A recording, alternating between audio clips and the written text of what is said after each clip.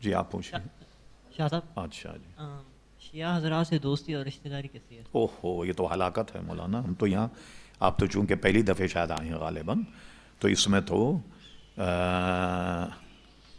علامہ امام عقیلی جو حدیث فقہ کے بہت بڑے امام ہیں، یہ چند حدیثوں کے اقتباسات ہیں. کوئی ایک آدھ جملہ ابن ماجہ شریف میں ہے، کہیں ابو داود میں ہے، اور سب کو مجموعی طور پر انہوں نے یوں بیان کیا.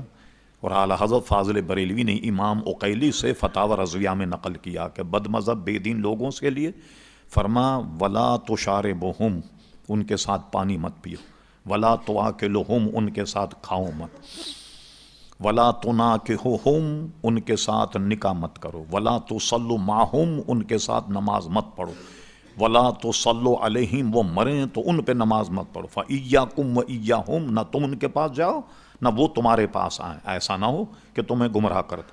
علامہ امام جلال الدین سیوطی رحمۃ اللہ تعالی علیہ نے موت کے عنوان پر ایک کتاب لکھی، اور بڑی مارکات العرا کتاب ہے کہ موت کسے کہتے اور وہ کیسے آتی، اور جب موت آدمی پہ طاری ہو تو اس کو کتنی اذیت ہوتی اور کتنی پریشانی ہوتی. اس پر ہم نے، ہمارے انٹرنیٹ ہے اہل سنت .net، اس پہ 3 تقریریں ہیں موت سے متعلق، وہ آپ کبھی فرصت میں سن لیجئے گا. امام سیوطی نے لکھا بڑی سند کے ساتھ کہ ایک شخص جان کنی کے عالم میں، جب بھی ہمیں بتایا گیا اپنے مسلمان بھائی کو ایسی حالت میں دیکھیں کہ جب جان کنی، روح نکلنے کا موقع، ایک منزل ایسی ہوتی ہے کہ آدمی کو یہ پتہ لگ جاتا ہے کہ اب مجھے مرنا ہے، مگر اس وقت تک زبان اور آواز اس کا ساتھ دیتی. پھر کیا ہوتا ہے کہ بتدریج اس کی آواز بند ہوتے ہوتے بالکل ختم ہو جاتی. جب تک وہ گفتگو کر سکے، تو جب وہ بیان کرے تو آدمی جو عقل مند بیٹھے ان کو اندازہ ہو جاتا ہے کہ اس کا آخری وقت. تو اس کے لیے فرمایا گیا کہ اس سے یہ مت کہو کہ کلمہ پڑھ، یہ مت کہو، بلکہ اس کے سرہانے بیٹھ کر کلمے کا ورد کرو، لا الہ الا اللہ محمد رسول اللہ، لا الہ الا اللہ محمد رسول اللہ، اشہد ان لا الہ الا اللہ واشہد ان محمد رسول اللہ صلی اللہ علیہ وسلم.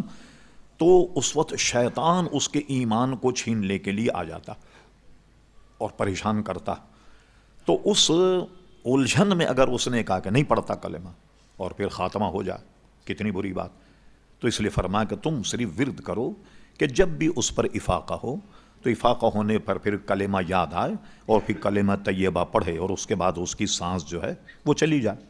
یہ ہمیں بتایا گیا. ٹھیک. تو کچھ لوگ بہت بڑے عالم تھے اس کے پاس بیٹھے ہوئے، ان کے پاس، اور وہ یہ کہہ رہے تھے کہ نہ تو میرا خدا نہ میں تیرا بندہ. بار بار اس کو کہا انہوں نے کہ میں تیرا حکم کیوں مانوں، نہ تو میرا خدا نہ میں تیرا بندہ.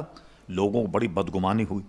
جب تھوڑا افاق ہوا تو انہوں نے کہا شیطان آ گیا تھا کم وقت، یہ میں اس سے کہہ رہا تھا کہ میں تیری بات کیوں مانوں. کہہ رہا تھا یہ کر لے وہ کر لے وہ کر لے، تو میں تو اس کو کہہ رہا تھا. آدمی تو یہ بدگمان ہوگا کہ تو اتنے بڑے عالم یہ کہتے ہیں کہ نہ تو میرا خدا نہ میں تیرا کوئی بندہ. ایسے مشکلات ہوتی ہیں وصال کے وقت کہ وہ ایمان چھیننے کے در پہ ہوتا ہے شیطان. اور یہ میں عرض کروں صرف اللہ کی مہربانی ہوتی ہے جو آدمی کا خاتمہ بالخیر.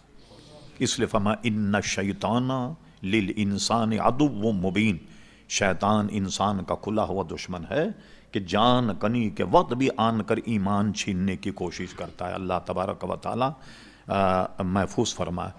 امام سیوطی لکھتے ہیں کہ ایک صاحب کا انتقال ہو رہا تھا، اس کے ارد گرد لوگ بیٹھے تھے اور وہ کلمہ شریف کا ورد کر رہے تھے، یعنی اسے کلمہ یاد دلا رہے تھے.